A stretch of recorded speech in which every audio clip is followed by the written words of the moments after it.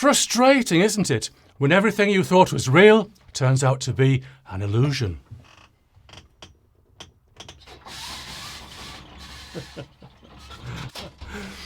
What I'm going to do today is show you the Flexispot C7 Air Pro ergonomic chair. Yes, I know I've made a video on this already, but now I seem to have two of them, so why not? First, a little tour around what I like to call my studio. This is my YouTube setup. I have another one for my music, such as my irritating unboxing music. I don't know whether you know, but YouTubers often show off their studios. Usually because they have a fancy studio to show off. I don't. This is a place where I get work done, hopefully as efficiently as I can, which accounts for the green screen, which saves me tidying and cleaning. I can just get straight to work. Oh, if you see a speck of dust in this video that you'd like to complain about in the comments, don't worry, I've ignored it already. Okay, on with the tour. The chair itself starts at this timestamp. Anyway, here we are. This is where I make my YouTube videos. I'm on my iPhone and this is the iPhone audio. So if it sounds a bit wonky, it's because it is. So let's have a look and see what we've got. So we've got some lights. This is my key light. And this is my fill light. And this is my extra fill light to fill in some of the wrinkles. That's probably why they call it a fill light. And as you can see, things are not quite as tidy as they appear in my green screen background. But this is pretty much normal, so I'll carry on. And as you can see there, I've got another level of green screen. So what you see in my monitor in some of my videos might not be real. Who'd have thought it? Anyway, let's move on.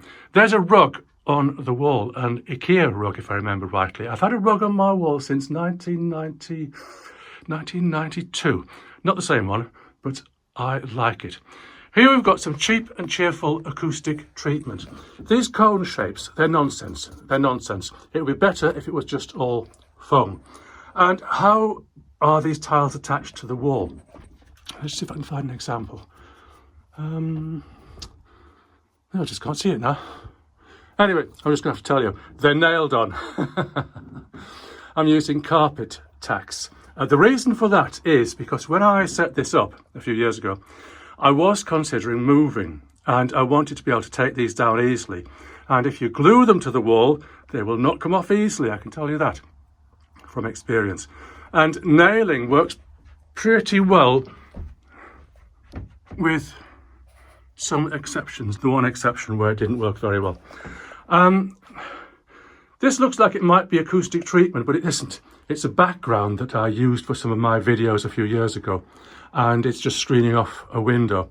It was just easy to do that. As you might see here, this room has had different uses in the past. These brackets here and here are for my green screen, if I want to use it in that orientation, which I haven't for a while. We've got a nice black curtain here, keeping the outside world out. And one might notice that I might have had my speakers mounted to the wall at some previous time. I don't take that gaffer tape off, otherwise it might just bring the paint off. It's not really recommended to attach your speakers to the wall like that, but sometimes you need to do whatever gets the job done. So that's about it. On my Yamaha NS10M Studio loudspeakers, which I do like. And look at the speaker stands that I've got here. Look at that. And look at that. Look at that. They have appeared in previous videos and they've received an awful lot of criticism. An awful lot of criticism. Why don't you use proper speaker stands? Well, I have proper speaker stands. Can you not see them just there? How much did those proper speaker stands cost me? They cost me 80 quid. 80 quid. And I'm using them in my music setup at the moment. So am I going to spend another 80 quid on speaker stands that perform no better? I can assure you of that. Oh, this microphone arm.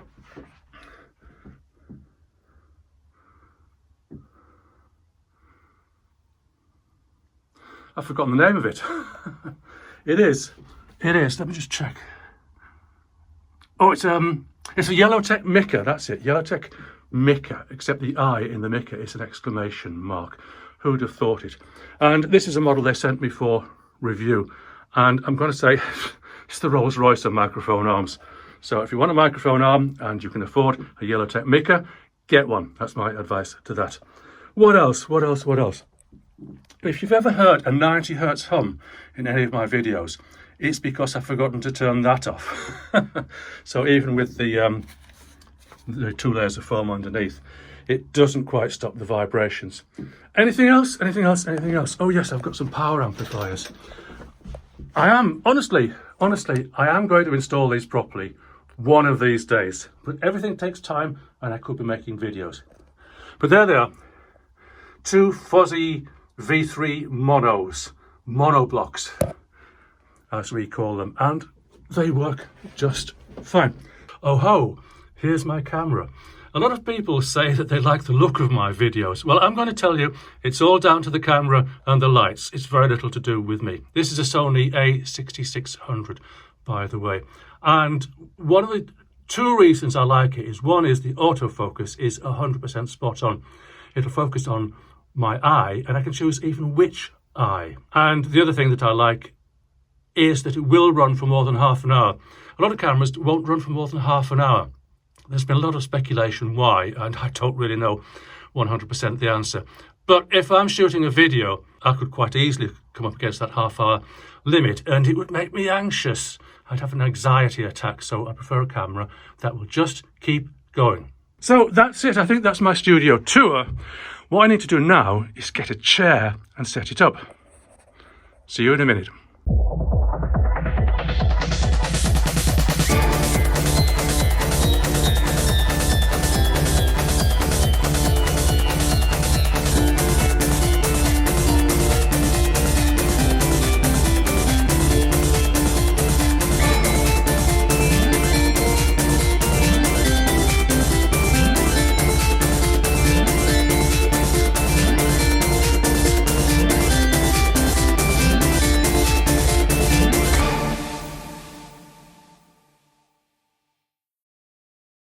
So what I'd like to do is give you a polished, professional demonstration of this chair. That's not going to happen. But look on the bright side, at least I've spared you the vision of me in my shorts. I'm wearing my old prison uniform instead. So I've got my notes up there and I'm just going to check what I'm doing before I do it, so it'll be as polished and professional as possible. So I'm going to start with the arm rests, which go up and down. There's some little buttons just under here. Up and down, just like that. There you go. Backwards and forwards, just like that. And they twizzle, just like that.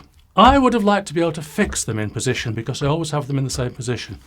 But I'm sure I can fix that with a couple of self-tapping screws in appropriate places. Okay, the headrest. The headrest goes down and it goes up. And it tilts as well. I don't think it locks, don't quote me on that. But it's fine. It's fine just as it is if I'm going to use it. I doubt if I'm going to use it myself, but hey. So where are we now? Height.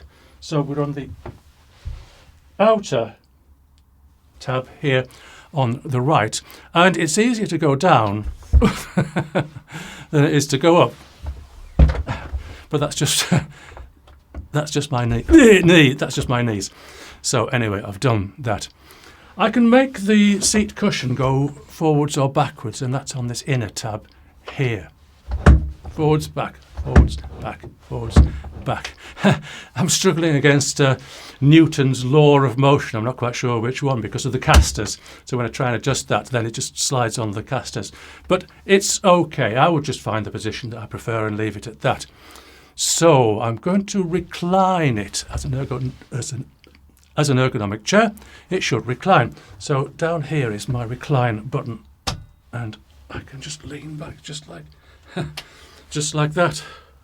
And you'll notice that it's springy. So I'm sure some people will like it like that. But you can adjust the tension. So on that handle there, you can increase the tension or you can decrease the tension of that.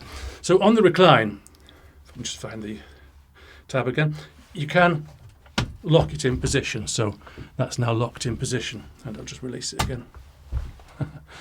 If I sound a bit out of breath, it's because I haven't quite recovered from my cycling accident yet back in end of June.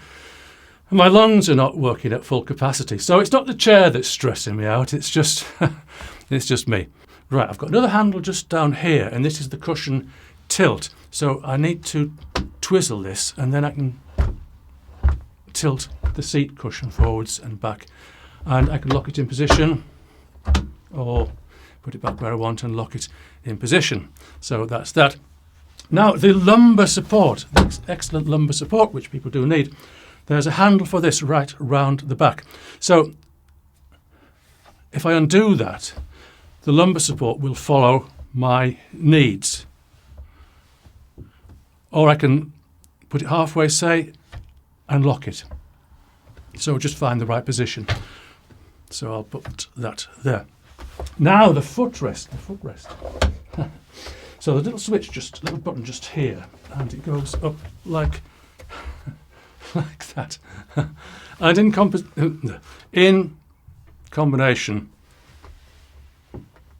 with the reclining function, I can recline it like that and watch television maybe. Do I watch television much? Let's go back to where I was. Okay, that's it. Put the footrest back. I need to just press the button to put it on there. So, I've got one more thing to show you, and that'll need a little edit because I need to hand hold the camera. So, if we look in here, what we can see is this little switchy thing, which my other chair doesn't have. I find that a bit peculiar because it's the same model and supposedly the same specification, just in a different colour. Anyway, so if I click that off, what I can do is I can move the lumbar support up and down like that. And if I wasn't holding my phone, I could lock it in position, but I'll just take it right to the top and put it back. So with the other chair, one thing I did say was I felt that the lumbar support was too low because I'm 6'2", and that's on the edge of this chair's specifications. It turned out that I just got used to it, or the lumbar support got used to me, and everything's fine. But I see this as an improvement. But that is it. That is my polished, professional demonstration of this chair not. Hey, the chair's the star. It took me about half an hour to assemble the chair, not counting 40 minutes messing with my iPhone that somehow ran out of storage. Twice. I say half an hour. If I were better at this sort of thing, it could have been quicker. If I hadn't already assembled this exact same model of chair previously, it could have been longer. Take your pick. Now I'm going to give you a few of my personal quibbles, which I promise you are very minor. Can I say again that I already have this model of chair, so I do have several months of sitting experience. I don't know what the solution could possibly be, but what does irritate me is if I alter the settings, it's difficult to get back to what I prefer again. So because I've found settings I like in my other chair, I don't mess with them. As I said, I don't know the solution, but if there were some way to calibrate the settings, I'd like it. Come on, I don't expect it to be motorised and programmable with presets, do I? To give the most minor illustration of this, every time I sit in this chair, I seem to mess with the armrests, which have 3 degrees of freedom. Forwards, backwards, up and down, and swivel. OK, these are easy to put back to my favourite position, but at some point, when I have a moment, I'm going to lock them down with self-tapping screws. Another illustration is that I now have 2 supposedly identical chairs, apart from the colour. The other one's grey. Can I find identical settings? I'm struggling so far, but I'm going to work on it. So yes, a motorised, programmable, ergonomic chair.